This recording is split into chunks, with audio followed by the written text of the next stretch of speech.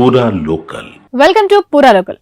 గచ్చిబౌలిలోని HCU భూ వివాదాన్ని పరిష్కరించడానికి సర్కార్ 3 మంత్రులతో కమిటీని ఏర్పాటు చేసినట్లు సీఎం రేవంత్ రెడ్డి ప్రకటించారు. ఈ కమిటీ హెచ్సియు ఎగ్జిక్యూటివ్ కమిటీ, విద్యార్థి ప్రతినిధులు, joint action committee, civil society గ్రూపులు సహా భాగస్వాములైన ప్రతి ఒక్కరితో చర్చిస్తుంది. ఈ కమిటీలో డిప్యూటీ సీఎం బట్టి, మంత్రులు శ్రీధర్ బాబు, పొంగులేటి శ్రీనివాస్ రెడ్డి సభ్యులుగా ఉన్నారు. గచ్చిబౌలిలోని 400 ఎకరాల భూమిని టీజీఐఏసీకి ప్రభుత్వం అప్పగించగా అక్కడి అభివృద్ధి పనులకు టీజీఐఏసీ శ్రీకారం చుట్టిన నేపథ్యంలో విద్యార్థులు ఆందోళనకు దిగారు.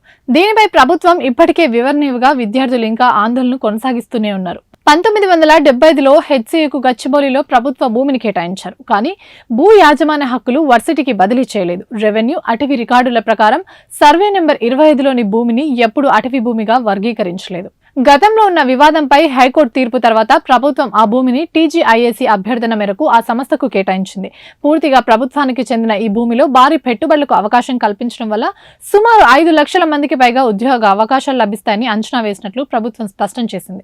ఇన్ని పరిణామాల నేపథ్యంలో సీఎం రేవంత్ రెడ్డి వివాద పరిష్కార దిశగా ఆలోచించి మంత్రుల కమిటీని ఏర్పాటు చేశారు. ఈ కమిటీ ఈ నెల 4 నుండి వివిధ వర్గాలకు చెందిన ప్రతినిధులతో చర్చలు జరపనున్నట్లు ప్రభుత్వ వర్గాలు చెబుతున్నాయి.